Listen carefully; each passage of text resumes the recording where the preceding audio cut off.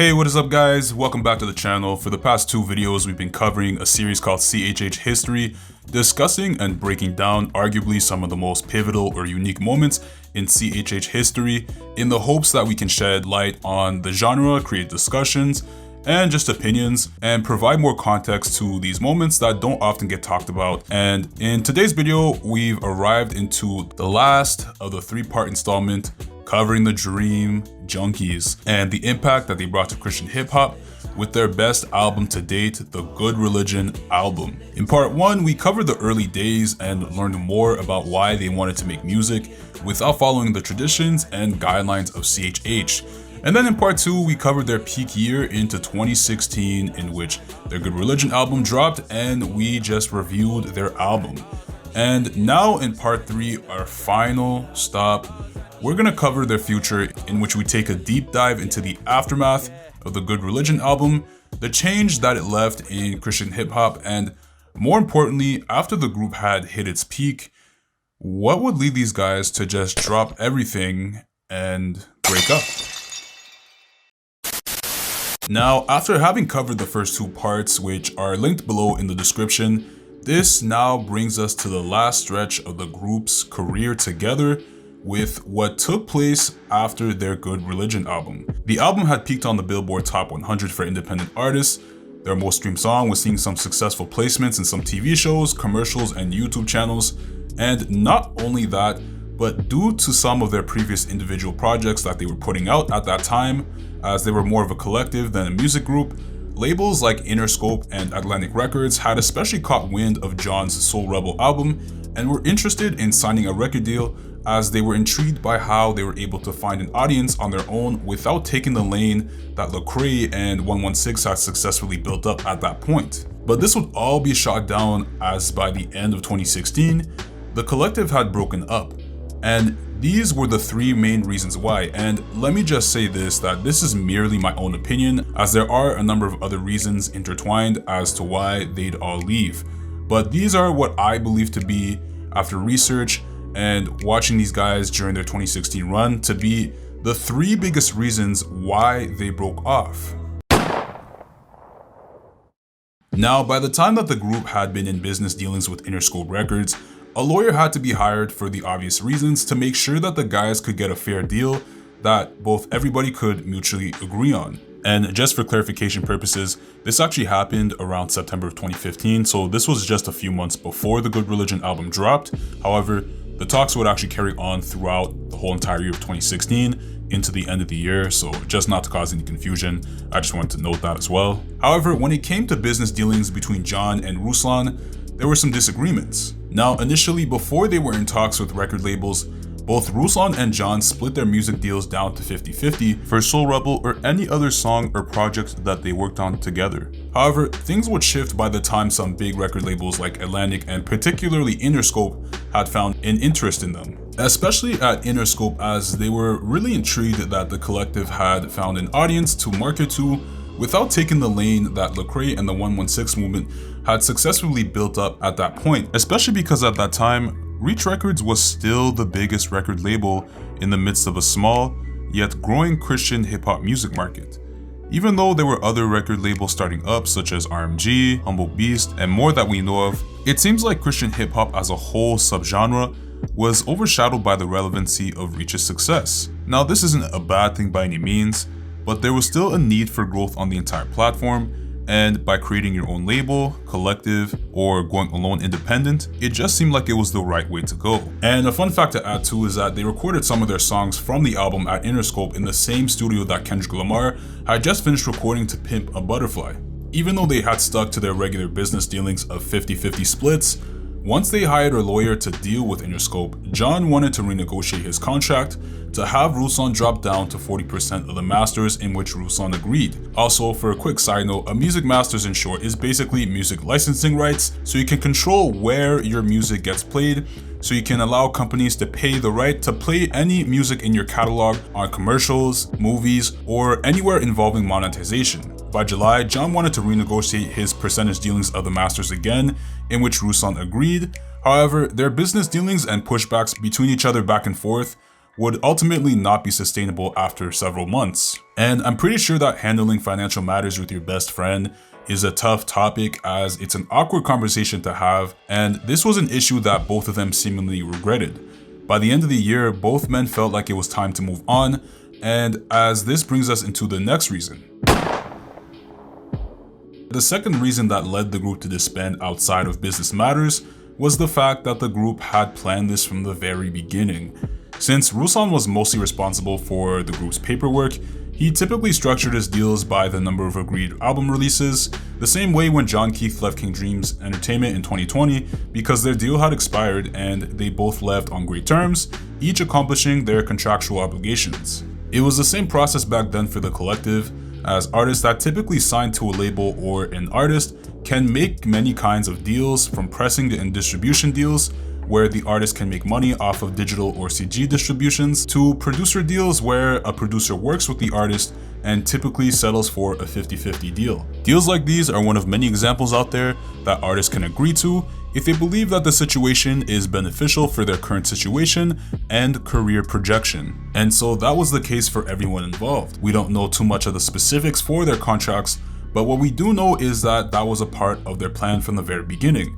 They'd release a number of their own projects and likely group projects that counted toward their agreement, and once the number of required albums or singles were complete, they had the choice to either re-sign or leave altogether. In addition, the purpose of the Dream Junkies was to also band together as a group, to combine their audiences, to create leverage and pool all their resources together to generate buzz, reach new people, and eventually find themselves in a better situation. Also, I know throughout this series I've been always referring to the Dream Junkies as a group, but in reality they were more of a collective, which isn't a new concept, as that has always been implemented generally throughout hip-hop and other genres of music in order to bring more value or exposure to the artist. But once the goal of a collective is reached, some people might stay on or just move on to other opportunities.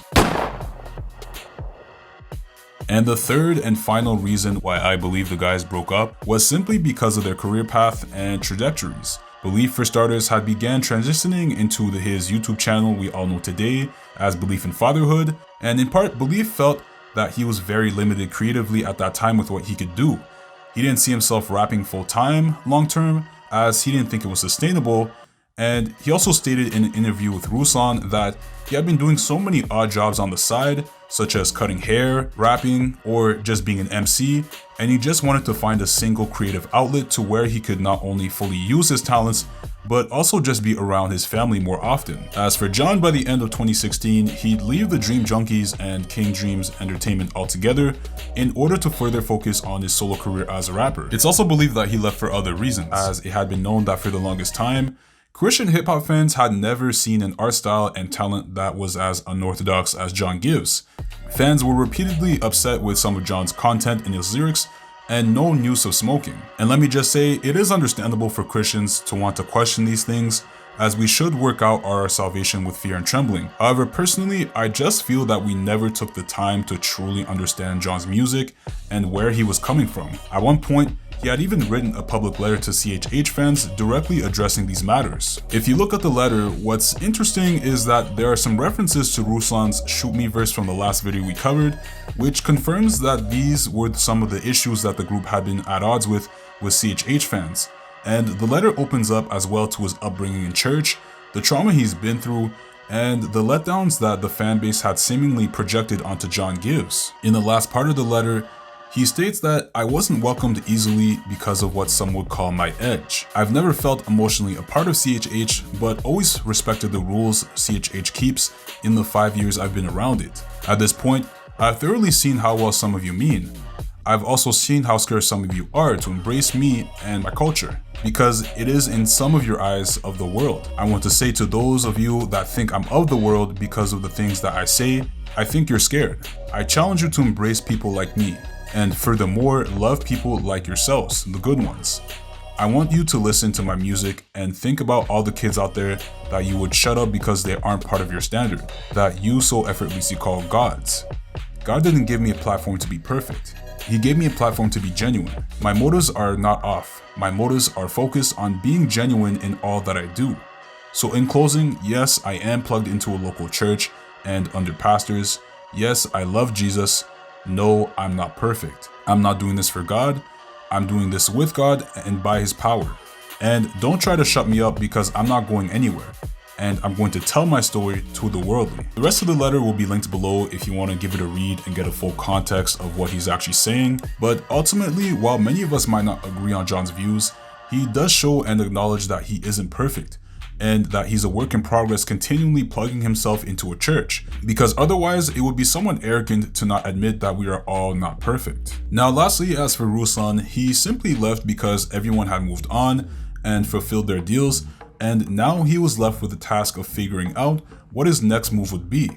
He'd go on to put more of his efforts into turning Dream Junkies into a clothing brand, but would ultimately settle to focus on his solo career and his small label, King's Dreams Entertainment, which over the years has developed some great talents with people like Jet Trouble, John Keith, Paul Russell, and Foggy Raw jumping in the mix.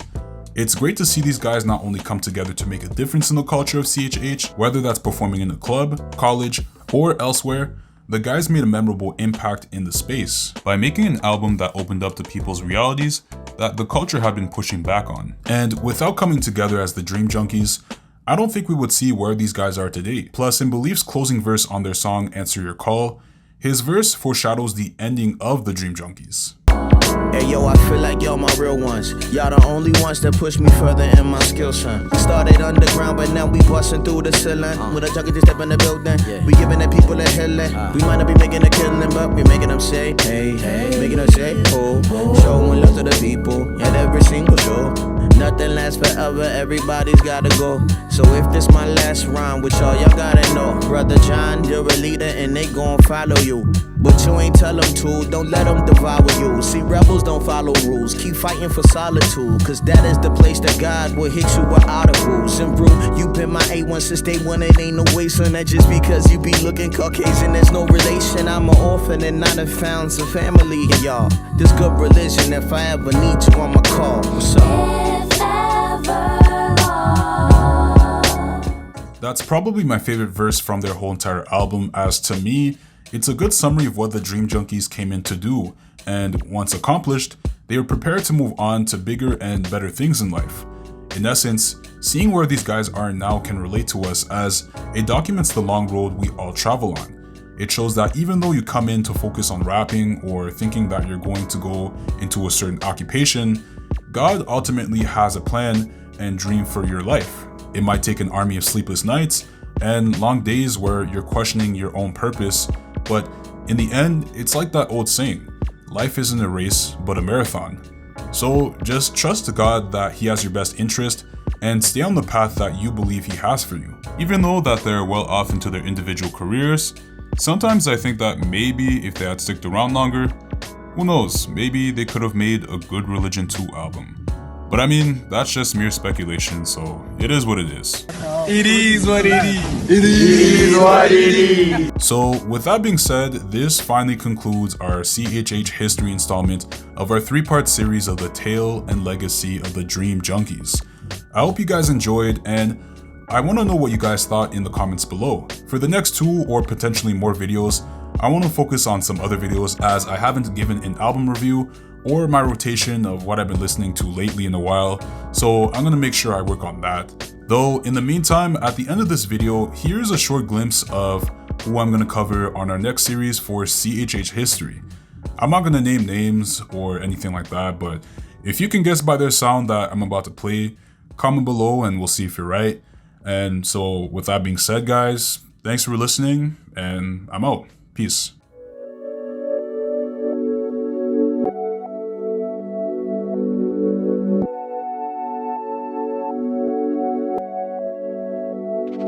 I can see my lost soul